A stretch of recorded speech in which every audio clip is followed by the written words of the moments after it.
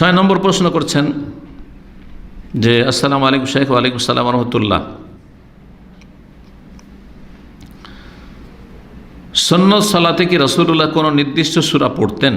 এমন সহিহ রিওয়ায়াত আছে, যেমন সূরা কাফিরুন, ইখলাস অনুরূপ। যদি কোনো ব্যক্তি সুন্নতের এক রাকাতে একসাথে কয়েকটি সূরা পড়ে তাহলে কি সালাত শুদ্ধ হবে? দুটি প্রশ্ন করেছে। একটি প্রশ্ন হচ্ছে যে সুন্নত সালাতে কি কোনো নির্দিষ্ট সূরা পড়তেন রাসূলুল্লাহ? হ্যাঁ, পড়তেন।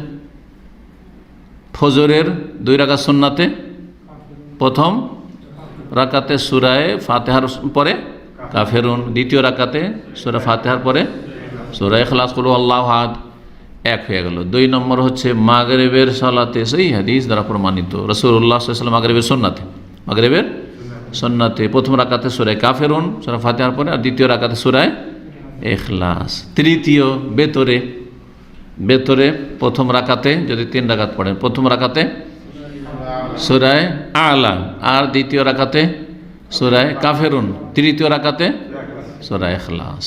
জি, এগুলি সহিহ হাদিস দ্বারা প্রমাণিত। তবে এগুলো ওয়াজিব নয়, সুন্নাত মুস্তাহাব। আর সুন্নাত মুস্তাহাব মাঝে মাঝে ছাড়তে হয়, ছেড়ে দাও ভালো। কারণ না ছাড়লে যদি কেউ দেখে আর তার এলেম কম থাকে তাহলে ভাববে যে এটা ওয়াজিব হয়তো, জীবনও ছাড়তে দেখলাম না। এই জন্য মাঝে মাঝে ছেড়ে দেওয়া ভালো। আল্লাহ কোরআন বলছেন ফাকরাউ মা তায়াসসারা মিনাল কোরআন, কোরআন থেকে যা সহজ শব্দ তাই পাঠ করো। সব জায়েজ আছে, সারা জীবন যদি না পড়েন জায়েজ আছে, কিন্তু সবচেয়ে সহজ তো সূরা ফাতিহার পরে কাফিরুন, ইখলাস, ফালাক, নাস এগুলি। সুতরাং এই সুন্নতগুলোর উপর আমল করা রহস্য আছে। কেন?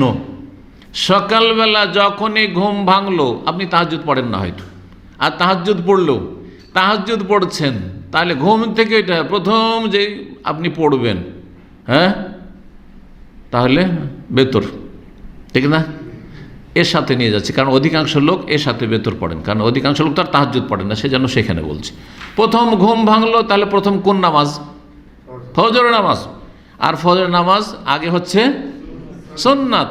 সুতরাং প্রথম ঘুম থেকে উঠে যেন ঘোষণা করছেন যে আল্লাহ, তুমি যখন আর একদিনের জন্য আমরা হায়াতটা ফিরিয়ে দিলি, সুতরাং আমি ঘোষণা করছি যে কাফেররা যে পূজা করে ওই পূজা আমি করি না। লা আবুদু মা তা'বুদুন, আমি এক আল্লাহর ইবাদত করি। লাকুম দীনুকুম ওয়ালিয়া দীন, আমার দিন আমার কাছে থাকবে। জি, তোমরা যা পারবে তাই করো। কুল হুয়াল্লাহু আহাদ, আল্লাহ এক ও একক। জি, এইভাবে ঘোষণা, তাওহীদের ঘোষণা করে দিলেন আপনি। শিরক থেকে মুক্ততার ঘোষণা করলেন। সূরা কাফির হচ্ছে বারাআতুম মিনাশ শিরক, শিরক থেকে সম্পর্ক ছেদের ঘোষণা। আর সূরা ইখলাস হচ্ছে তাওহীদের এলান ঘোষণা, তাওহীদের ঘোষণা, আল্লাহু আহাদ। জি, সকালবেলা করে দিলেন, সন্ধ্যা হলো, মাগরিব হয়েছে, সূর্য ডুবেছে, দিন পার হয়েছে, তাহলে আবার ঘোষণা করেছেন আল্লাহ, দিন গেল, রাত শুরু হলো, আবার ঘোষণা করছি যে কুফরির সাথে, শিরকের সাথে আমার কোনো সম্পর্ক নেই, সূরা কাফের মাধ্যমে। আর আল্লাহু আহাদ, আল্লাহ এক ও এক, আমি তাওহীদের ঘোষণা করছি। এসা পরে এখন ঘুমিয়ে যাবেন, ঘুমাবার আগে আর একবার ঘোষণা করে দিলেন, আর একবার ভেতরে ঘোষণা করে দিলেন যে আমার কুফরির সাথে, শিরকের সাথে, নাস্তিকতার সাথে, মূর্তি পূজার সাথে, মাজার পূজার সাথে কোনো সম্পর্ক নেই। কুল ইয়া আইয়ুহাল কাফিরুন লা আ'বুদু মা তা'বুদুন। জি, আর আল্লাহু আহাদ, আল্লাহ এক ও এক।